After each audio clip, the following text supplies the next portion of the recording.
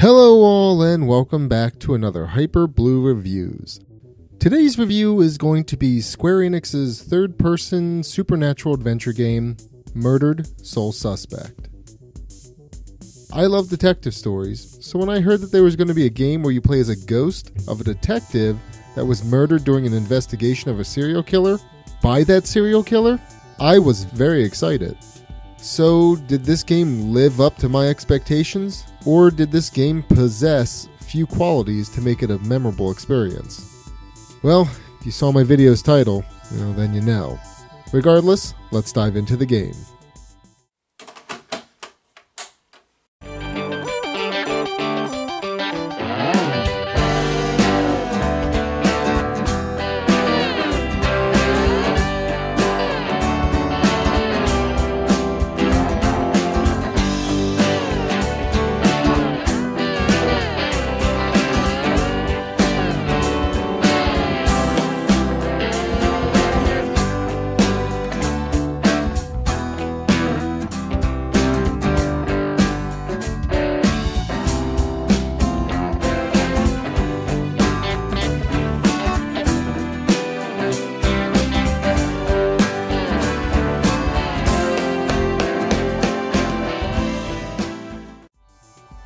As I mentioned earlier, Murdered Soul Suspect is a third-person adventure game.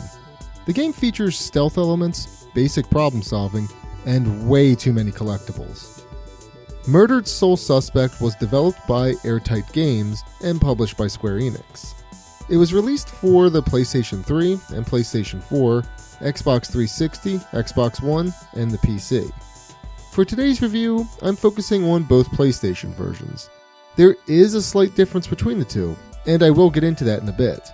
That being said, let's discuss the story. Murdered Soul Suspect takes place in a fictionalized version of Salem. You play as Ronan O'Connor, a detective that is on the hunt for the Bell Killer. The Bell Killer is the aforementioned serial killer that I spoke about. The Bell Killer has been plaguing Salem and is responsible for a string of murders. Murders, at first glance, that seem to have no connection at all. The game starts off with a confrontation between Ronan and the Bell Killer.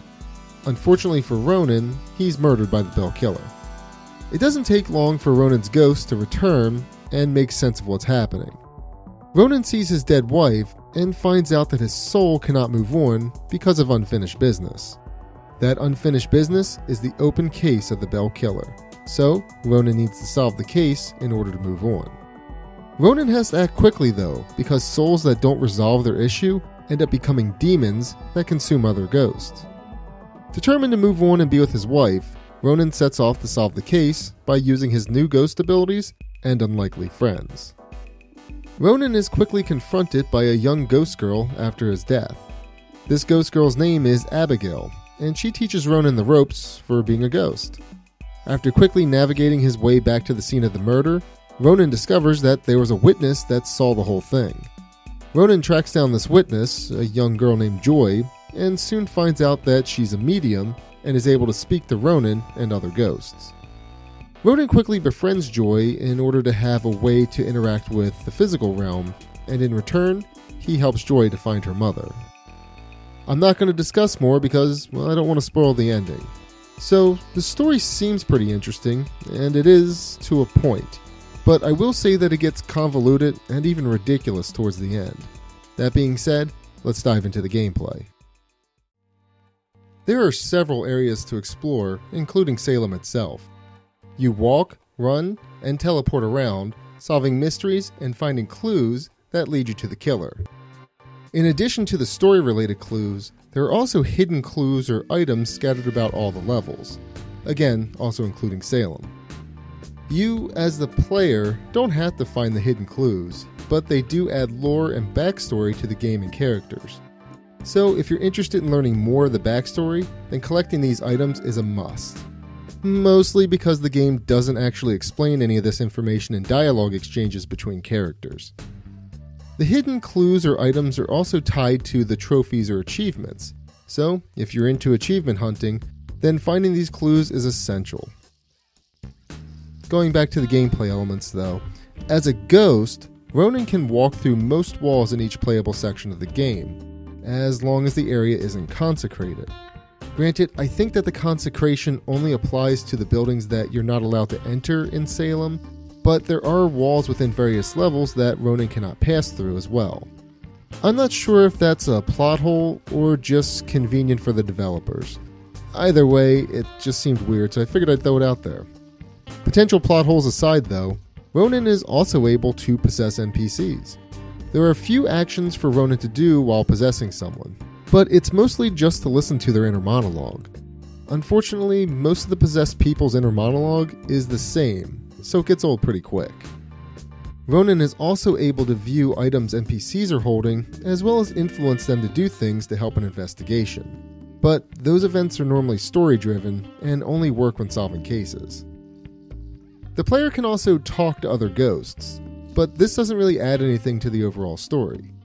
I guess the developer wanted to add something for the player to interact with, but again, it doesn't add anything, so it just seems like a weird choice. That being said, there are ghosts out there that need help moving on. You can help them by finding clues related to their deaths.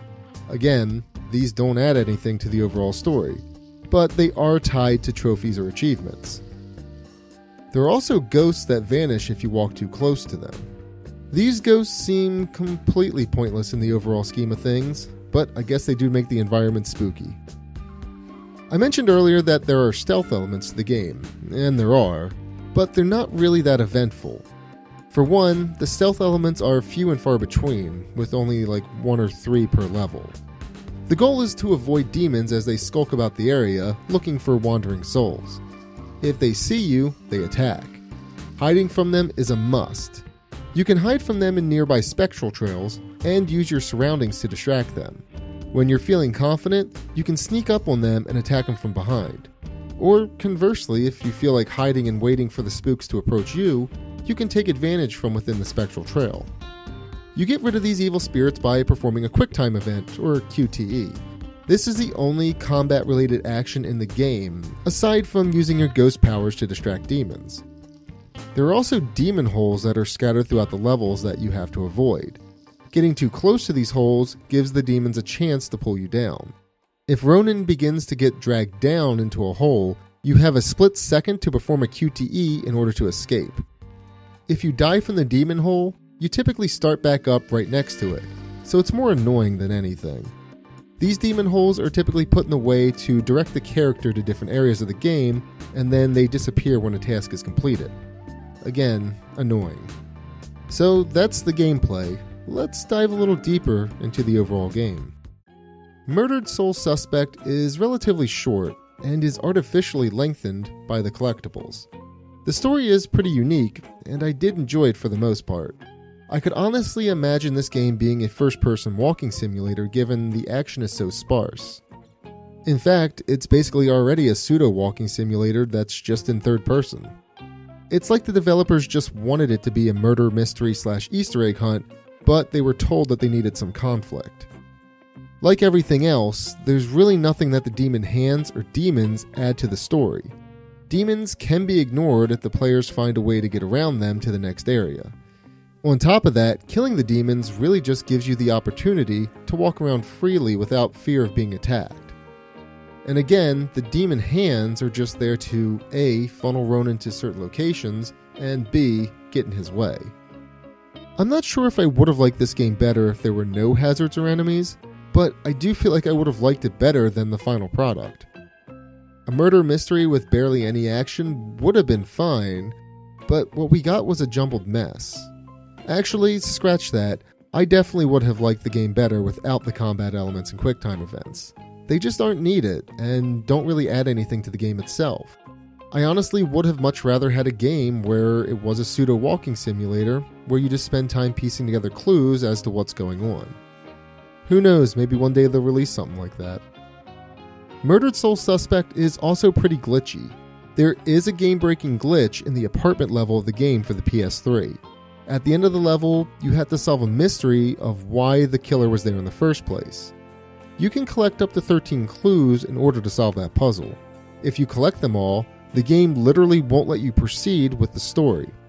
The trick to fixing this is to only find the one clue needed to make the cop open up his file folder. It's strange, but it does work. Now, if you're playing this on the PlayStation 4, then you don't have to worry about this glitch. But the PlayStation 4 also has its fair share of glitches. They just aren't as game-breaking. For instance, every time I start up the game, it says that the new objective is to exit the attic, even though I did that way early in the game. Again, not game-breaking, just weird and annoying. The music within Murdered Soul Suspect is non-existent. The title screen is just a series of weird noises mixed with a string instrument. But at least it has music. The main game barely has any soundtrack at all. It's mostly just a mix of creepy sounds and, well, that's it. This game really would have benefited from a soundtrack. Speaking of things this game could have benefited from, having a map or warp points.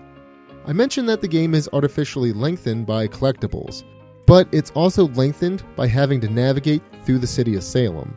There's no map to help guide you, and there are no quick warp points to get around the city faster.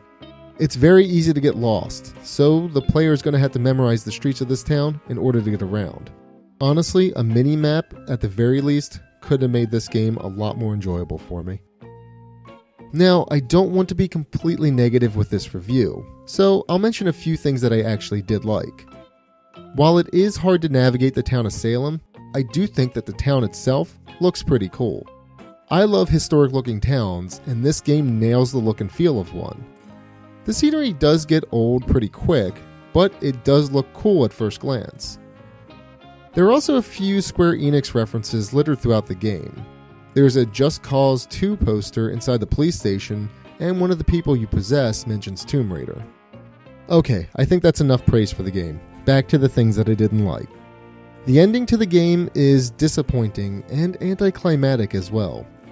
No major spoilers, but there's a plot twist that begins revealing itself towards the midpoint of the game. Even though the game starts dropping hints about who the killer is, the plot twist isn't fully revealed until the very end. Unfortunately, the twist is presented very lazily. Basically, you stop the killer from killing his last victim, catch the killer, interrogate him to reveal what's happening, and then the game ends. There really isn't a lot of time to watch Ronan deal with what he heard. Then the Bell Killer summons demon hands to pull Ronan to hell, but he manages to escape and push the Bell Killer in. The ending cutscene is also very bizarre. The scene shows what happens to Joy and some of the other characters in the game, with Ronan narrating over it. The narration ends very abruptly with his wife calling to him, and he turns to look, and the screen fades to the credit screen. The rest is left up to the player, I guess. I mean, I know Ronan solved the case and therefore is able to move on, but it's just presented so lazily. Just to continue to be nitpicky though, the credits are also weird. No effort was put into them as they just have scrolling text over a static shot of Ronan from the title. I mean, I guess that's all credits are anyway, but again, there's no music and there's no way to skip them. It's a boring end to a dull game. All in all, I really don't like Murdered Soul Suspect that much. The gameplay is uninspired, and the music is non-existent. The story did keep me going until the end, and I was excited to learn more about the killer and his motives. But I was very disappointed with how everything was revealed throughout the game. Still, it was an interesting concept, and I did enjoy some of the detective portions of the game, even if the puzzles were a bit easy to solve. That being said, I give Murdered Soul Suspect 1.5 hidden clues out of 5. Thanks for checking out this review. I hope you enjoyed it. As always, thank you for watching.